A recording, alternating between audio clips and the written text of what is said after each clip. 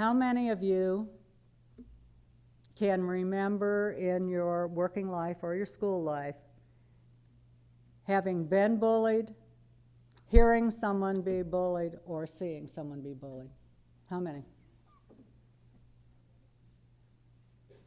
Okay, we're sitting here in a professional community, and it's overwhelming, the number. The numbers are somewhere close to 84 to 90%. When was the last time you heard anyone talk about bullying in the workplace? Or calling it that?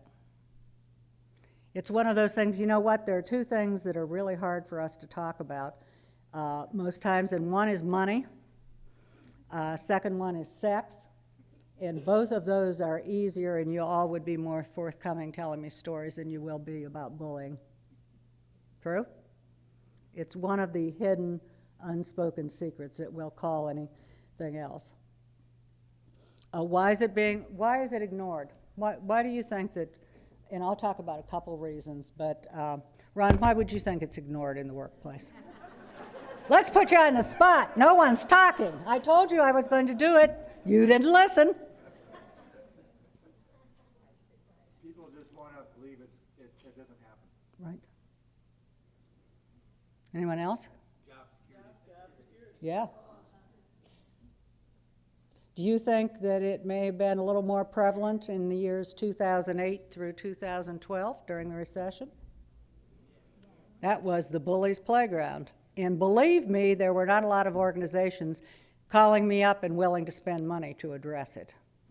And back here, what were you going to say? I was going to say, I think people don't want to be the victim.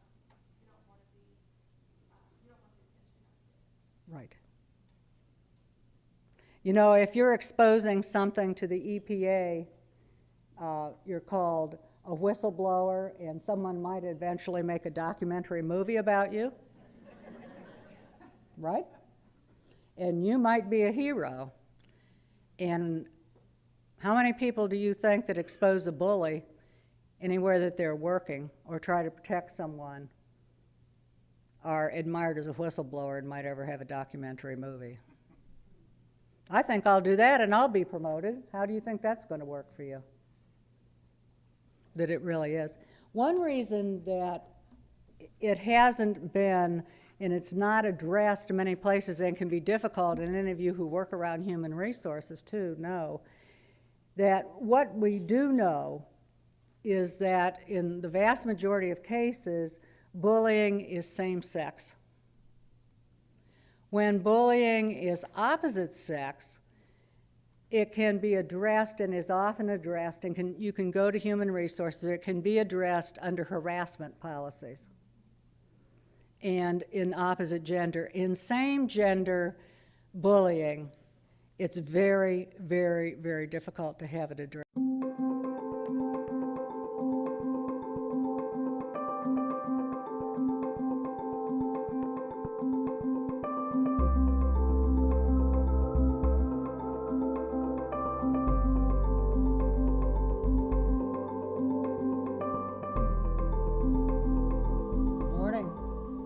Thank you. It's great to be here.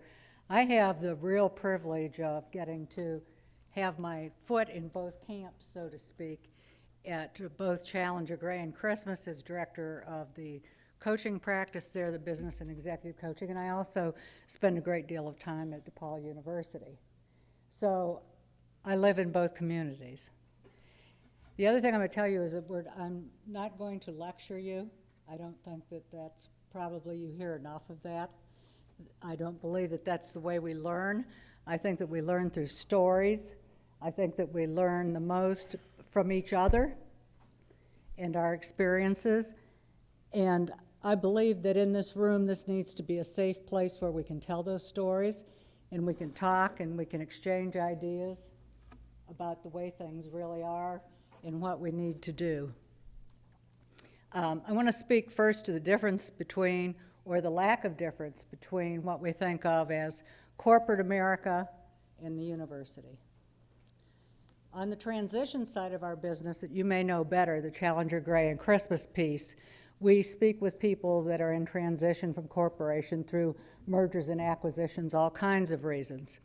And one of the things we often hear from people coming out of private organizations or corporations when we sit with them is they say, I can tell you one thing I know for certain, and that is I don't want to deal with corporate politics anymore. So, I know what I want to do now. What's that? I want to be at a university. And my answer to that is always, they're smarter and they have more time. So we know that it's true. It's life. People are people. It doesn't matter whether we're universities, whether we're making automotive parts, or what we're doing. People are people, and our interactions are that way. I'll tell you another story, and I'll explain very briefly something in our coaching practice, and that is, I believe personally and in the practice very much that everybody deserves a chance to change and develop. And that doesn't matter who you are, when we're talking about diversity or whatever. Everyone deserves that chance. I particularly believe that in the work that we did with establishing the high school for ex-offenders. But having said that, not everybody will. So in the coaching practice, the first 30 days of the intensive coaching is the most important in deciding if the person who's being coached is really ready, willing, able to make those changes and move ahead. And if they're not, we will go back and there'll be another conversation, and we will not waste the organization's time and money, that person's time. We'll look at where they need to be, or the coach's time in doing that. And that happens in less than 4% of the cases that we see, and we deal with hundreds of people a year, and we're very proud of that. And it really came to a test in that less than 4% of the cases about 5 years ago, when one of the times that I had to sit with someone and say, we're walking away from this case, we can't make this change, and this was at DePaul University. That's the school where I'm involved, but that's how strongly we feel about that, and that's how those kind of things need to be dealt with sometimes. So it's truth-telling, and that's good for everybody. This is just an idea, and just to see, and keep in the back of your minds as you look through here, and without a lot of real definition or things, you may recognize people, if you close your eyes, that somewhere in the time or in your career, you may have seen a screaming Mimi. Anybody ever think of anyone? Can you think of anyone that was in your past or your present that was a screaming Mimi? I had a lesson taught to me very early in my career that was very, very good. And had a young man, I was working in operations, and had a group in a pharmaceutical company. And he worked part-time for me, and he was also a very talented graphic designer. And for my birthday one year, the people that worked for me decorated my office. And he made a very nice hanging sculpture with holograms that would twirl around. And I thought, isn't that lovely? Until I realized when those holograms would stop, they had a finger pointing like this, and they said, listen to what I'm saying to you. And it was good that that happened early. So I can see someone there. And that someone became myself. Title here, that didn't get done. You can tell I'm not a PowerPoint person. But you're not allowed to go and speak without them, I don't think. I was in New York. We do some work with a large internet music company. That the real challenge there is the average employee age is 25 and a half years old in management. And the average employee's been there a year and a half. So it really is a challenge. And I asked for one of the employees there, and working with the group, I said, could I please have just an easel with a flip chart? And he said, what is that? And what I think with PowerPoint is if there's lots and lots on those slides, there's no reason for me to be here, and you wouldn't be listening to me. It's the same way I don't hand out handouts in class. until the class is over, because it's only human nature. If you had a handout, what would you be doing? Right. One of the terms that's being used more often, and there's more attention to bullying now, and it's starting, we hear a lot about bullying in schools, and this is a wonderful thing in elementary schools, junior high, high schools, because just like all sorts of abuse and violence, it's handed down like the family silver and in groups. But we don't really want to necessarily talk about it at an adult level or a professional level.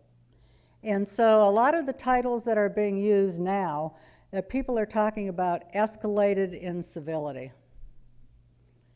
And is it really just escalated incivility? Or is it more than that? What is it? You know, it's difficult for us to really think about people that we know or that we're around or that we tolerate that they might be a bully. When I first began doing work and research on bullying and working with coaching and things, and would go into organizations, and if we're talking about a problem employee, and they would describe her or describe him, and I would listen and hear all the things that were going on and all the problems that they wanted solved, and I would say, well, would you say that she's a bully? And people say, oh, no, we can't say that. Really? What would you like to say? How would you like to do this? How would you like to have those critical conversations, and how would you like this to change? It was interesting in the beginning remarks when you're talking about John Cotter and his book, Leading Change, and he's one of my favorite authors too. And one of his things that I think all of us need to remember is never underestimate the resistors to change, no matter how few they are. Any of you recognize that kind of situation? Never underestimate the resistors to change, no matter how few they are. And it's wonderful when we're in groups like this and in sessions like this to say, there's no reason that we can't do this. And that's easy to say in this room. Is that necessarily automatically going to happen, or be that easy with everybody that's not in this room today or listening to do this? It really is action. It's going to take that kind of action verb and to really talk about things. Is it an epidemic? What do you think? How many hands do you think that bullying is a pervasive problem in the United States? Great. Another thing I want to mention too as we go along is you don't have to wait to ask questions, because sometimes there's something that I'll say that triggers an idea, a story, or a question. Don't wait until I'm through telling you everything that I know in the world to ask that question or to share that, because we might lose something along the way, okay? And if I get really tired of talking, I'll start asking you questions. So if you don't want to be on the spot, speak up. Let's make this a conversation. Is that a deal? Okay. It is an epidemic, and I'll mention two surveys. There are a lot of other surveys to support them that really, really are one of those things that make things go bump in the night for me. And one is, as you've noticed and Ron said, that I have had interest over the years in domestic violence. I worked on boards, and I actually full-time for a year and a half worked on writing grants to have children's programs in battered women's shelters, because it is handed down like the family silver. Dad hits mom, mom hits the kids, or in some order like that. And the only place I believe that you can break into that cycle is in the beginning and really move forward. That was 15 years ago. And anybody, take a guess, Ron, what percentage of domestic violence programs do you think have programs for children to address it at that level? 10%? What do you think? 40. 3. It's really frightening. All of the FBI surveys that have been done over the last 10 years, There's been in partnerships, whether they're married, unmarried, men, women, or whatever, at least one incidence of abuse in 1 out of every 2 relationships in the United States. It's frightening, isn't it?